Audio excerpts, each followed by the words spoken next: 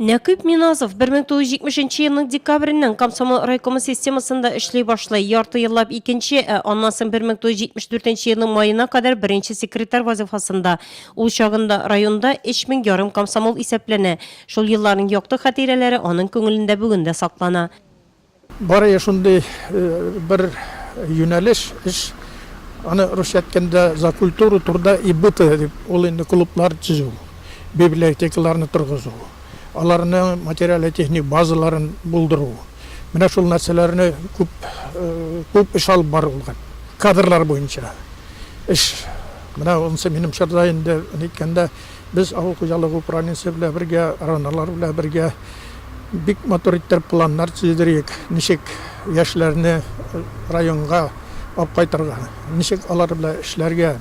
Һәр җылны кыш көне менә инде мәктәпләр эшли башлагач, клублар инде кышкы сезонга күчкәч инде без җыеп аладык бөтенесен районда уздырадык слет молодых специалистов.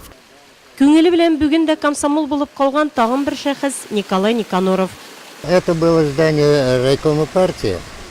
И в одном крыле на Бу партия райкомы бинасы иде. Аның бер ягында беренче катта комсомол райкомы урнашкан иде. Яңа шәһәр советы бинасы төзергә тотындылар. Ул хәзерге китапханә бинасы. Беренче каты төзелеп бетмәгән иде. Без комсомоллар белән анда идәннәр җәйдек, төзеп битердек. Беренче катында комсомол райкомы урнашты. Ул 1978-1984 елларда комсомол райкомы секретаре вазифасын башкара. 2 ел икенче, 4 ел беренче секретарь булып эшли. Бу елларда комсомол сафлары арта, аларның саны 9000-гә җитә. 1981 елда ул Россия-Франция дуслык җәмгыяте линиясе буенча Франциягә бара. Направлений было очень много. Ну, скажем, Ул елларда төрле юнәлештәр бик күп иде. Массу күләм мәдәни эшләр, хәрби патриотик тәрбия. Аның белән без бик нык шөгыльләндек. Комсомолдан аерылмыйм, гел яшь булып калам. Менә шушы лозунг иде безнең.